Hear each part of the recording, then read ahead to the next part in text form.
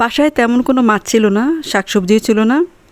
তাই আপনাদের ভাইয়া বাজার থেকে কিছু মাছ আর শাকসবজি নিয়ে আসলো। তো কীভাবে কী রান্না করলাম সেগুলো আজ আপনাদের সাথে শেয়ার করব। আসসালামু আলাইকুম সুপ্রিয় দর্শক, সবাই কেমন আছেন? আশা করি আল্লাহর মধ্যে সবাই অনেক ভালো আছেন। এখানে ছিল গলদা চিংড়ি, পাবদা মাছ আর ছিল বড় একটা ভাটা মাছ। আপনাদের ভাইয়া বাজার থেকে মাছগুলো কেটে নিয়ে আসছে, সেজন্য কোনো ঝামেলা হয় নাই। সে বলল ভাটা মাছ খাবে, সেজন্য কিছু মাছ নিয়ে নিলাম রান্না করার জন্য। আর মাছগুলো খুব ভালো করে ধুয়ে ছোট ছোট প্যাকেট করে ফ্রিজে রেখে দিব। কিছু তরকারি নিয়ে এসেছিলো, পেঁয়াজ ছিল না বাসায়, সেজন্য পেঁয়াজ নিয়ে এসেছে, মিষ্টি কুমড়া, পেঁপে আর ভেন্ডি এনেছে। ভেন্ডি আমার বাসায় সবাই খুব পছন্দ করে, চিংড়ি মাছ দিয়ে রান্না করলে, আবার ভাজি করলেও খুব মজা করে খায়। আর টমেটো তো লাগবেই বাসায়, টমেটো নিয়ে এসেছে, লইব্বা চিম আর ছিল লতি, ধনিয়া পাতা, কাঁচামরিচ, এই আর কি। তো যাই হোক, সব কিছু কেটে কুটে ধুয়ে মাছটা পরিষ্কার করে রান্না বসিয়ে দিলাম। একটু লবণ হলুদ দিয়ে মাছটা ভেজে নিচ্ছি। বাটা মাছ রান্না করবো আজ টমেটো দিয়ে, সেজন্য টমেটো, পেঁয়াজ, কাঁচামরিচ, ধনিয়া পাতা সব কিছু কেটে নিয়েছি।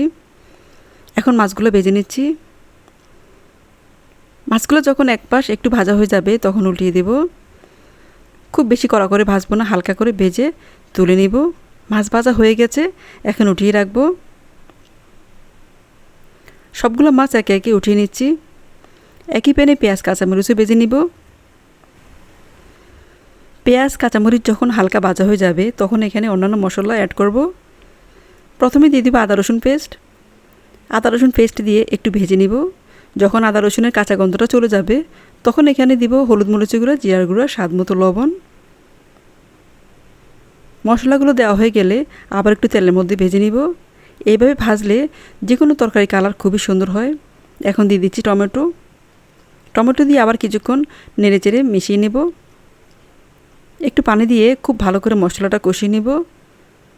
টমেটো দিলে যে কোনো তরকারি খেতে খুবই ভালো লাগে, আমার খুব পছন্দ করি। তো যাই হোক, ঢাকনা দিয়ে কিছুক্ষণ কষিয়ে নিয়েছি। এখন দিয়ে দিব ভেজে রাখা মাছগুলো। আসলে যে কোনো রান্নায় মশলা যত ভালো করে কষানো হবে রান্নাও তত বেশি মজা হবে।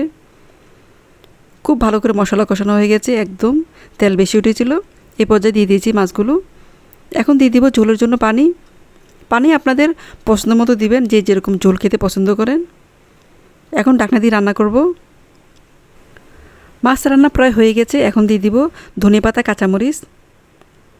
ধনিয়া পাতা, কাঁচামরিচ দিয়ে একটু লবণটা দেখে নিব, লবণ ঠিকঠাক মতো আছে কি না। সামান্য একটু লবণ অ্যাড করব, লবণটা মনে হয় একটু কম হয়েছিল। আর 5 মিনিটের মতো রান্না করলেই হয়ে যাবে। একটু চুলাটা কমিয়ে রাখবো। ঝোলটা যখন আরেকটু ঘন হয়ে যাবে তখন নামিয়ে নিব।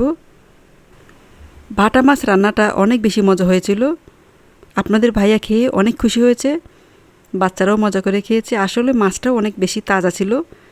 তো আজকে এ পর্যন্তই। সবাইকে অনেক ধন্যবাদ। আল্লাহ হাফেজ। আসসালামু আলাইকুম।